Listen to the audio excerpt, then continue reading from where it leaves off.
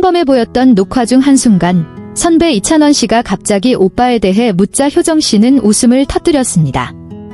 하지만 그것은 무대 조명에 익숙한 이가 보여주는 여유로운 미소가 아니었습니다. 상대방이 무안하지 않게 배려하면서도 그 뒤에 숨겨진 억눌린 감정을 예리한 이들이라면 알아차릴 수 있을 만큼 아주 짧게 스쳐 지나간 어색한 미소였습니다. 잠시 짧은 정적이 흐른 뒤 그녀는 낮고 차분한 목소리로 나직하게 말했습니다. 사람들이 저를 박서진 동생이라고 부르지 않았으면 좋겠어요. 즐거운 대화 분위기 속에서 나온 이 한마디는 금세 화제의 중심이 되었습니다. 그것이 격렬한 반항이라기보다는 그 안에 내재된 소리 없는 피로감 때문이었습니다. 효정 씨에게 박서진 동생이라는 수식어는 단순한 소개가 아니었습니다. 그것은 그녀가 조용히 쌓아온 개인적인 노력을 모두 덮어버린 채 오랫동안 그녀를 따라다닌 하나의 꼬리표와도 같았습니다. 효정 씨는 대중에게 낯선 인물이 아닙니다. 그녀는 여러 예능 프로그램에서 친절하고 예의 바르며 늘 미소 짓고 절제된 태도를 보여주는 모습으로 출연해 왔습니다. 하지만 출연 횟수가 늘어날수록 오빠에 대한 질문은 피할 수 없는 통과 의례처럼 되풀이되었습니다.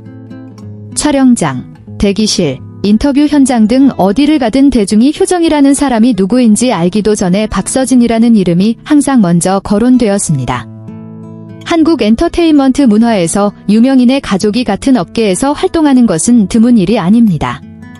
그러나 관심과 압박 사이의 경계는 매우 모호합니다.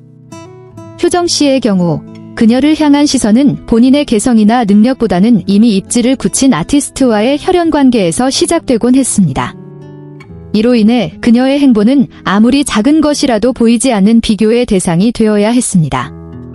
효정 씨와 함께 작업했던 이들에 따르면 그녀는 불평을 거의 하지 않는 사람이라고 합니다. 촬영장에서는 긍정적인 태도를 유지하며 지시사항을 경청하고 따릅니다. 하지만 카메라가 꺼진 백스테이지에서 효정 씨는 훨씬 더 차분한 편입니다. 그녀는 오빠 이야기를 먼저 꺼내는 법이 거의 없는데 이는 사이가 멀어서가 아니라 자신이 나타날 때마다 가족관계가 주요 화제가 되는 것을 원치 않기 때문입니다. 그렇기에 이찬원 씨의 질문에 보인 어색한 미소는 우발적인 반응이 아니었습니다. 그것은 수년간 쌓여온 감정의 결과이자 똑같은 질문에 여러 방식으로 답해야 했던 경험, 그리고 예의 바르고 착한 이미지를 유지해야 한다는 자기 절제가 만들어낸 모습이었습니다. 모든 표정이 분석될 수 있는 연예계에서 때로는 침묵을 지키는 것이 가장 안전한 선택으로 간주되기도 합니다. 효정 씨는 평소 지인들에게 오빠를 매우 자랑스러워한다고 말해왔습니다.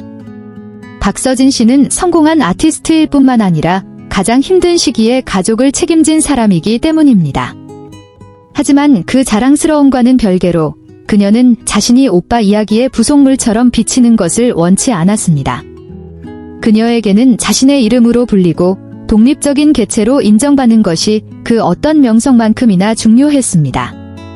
이미지가 철저히 구축되는 산업계에서 사람들이 저를 박서진 동생이라고 부르지 않았으면 좋겠다. 라는 말은 매우 진실한 고백으로 울려 퍼졌습니다. 이는 가족관계를 부정하는 것이 아니라 그 수식어가 자신의 존재를 정의하는 유일한 잣대가 되는 것을 거부하는 것입니다. 가족의 후광에서 벗어나고 싶다는 이 욕구는 보편적이면서도 좀처럼 솔직하게 내뱉기 힘든 바람입니다.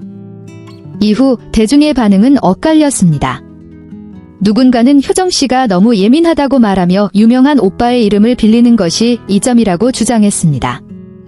하지만 다른 한편에서는 아무리 자랑스러운 가족이라 할지라도 자신의 커리어 전체가 가족관계로 축소되는 것을 원하는 사람은 없다며 깊은 공감을 표했습니다. 전문가들은 효정 씨의 사례가 개인을 주변 관계와 동일시하는 아이돌 및 엔터테인먼트 문화에 더 큰 문제를 반영한다고 분석합니다. 개인이 타인과 연결된 명칭으로 계속 불리게 되면 고유의 정체성은 흐려지기 쉽습니다. 이는 자신의 위치를 찾아가는 과정에 있는 젊은이들에게 특히 두드러지게 나타나는 현상입니다. 효정 씨의 반응을 살핀 이찬원 씨는 베테랑 선배답게 빠르게 화제를 전환하며 세심한 배려를 보여주었습니다. 그 짧은 순간은 무심코 던진 질문이 상대방에게 어떤 장기적인 영향을 미칠 수 있는지를 여실히 보여주었습니다. 모든 것이 빠르게 진행되는 촬영 현장에서 익숙한 질문 하나가 당사자에게 어떤 감정을 불러일으키는지 멈추어 생각할 시간은 그리 많지 않습니다. 박서진 씨 역시 여러 차례 여동생이 자신 때문에 압박감을 느끼지 않기를 바란다고 강조해왔습니다. 그 또한 자신의 능력과 위치에 대해 의심받던 시절을 겪었기에 특정 이미지에 갇히는 기분이 무엇인지 잘 알고 있기 때문입니다. 효정 씨의 발언에 대한 그의 침묵은 회피가 아니라 여동생의 선택과 감정을 존중하는 방식이었습니다. 녹화가 끝난 후에도 효정 씨는 차분함을 유지했습니다. SNS에 별도의 해명을 올리거나 자신의 발언을 정정하려 하지도 않았습니다. 그녀에게는 그 바람을 솔직하게 말한 것만으로도 충분했습니다. 그것은 선언이라기보다 늘 개방성을 요구받는 환경에서 자신을 보호하기 위해 그어놓은 부드러운 경계선이었습니다. 따라서 효정 씨의 이야기는 단순히 유명인의 동생에 관한 이야기가 아닙니다. 이는 사회가 부여한 수많은 라벨들 사이에서 자기 자신을 정의하려 애쓰는 한 개인의 이야기입니다. 그 어색한 미소 안에는 예의와 절제가 담겨 있었지만 박서진 동생이 아닌 그저 효정으로 바라봐주길 바라는 분명한 갈망이 담겨 있었습니다.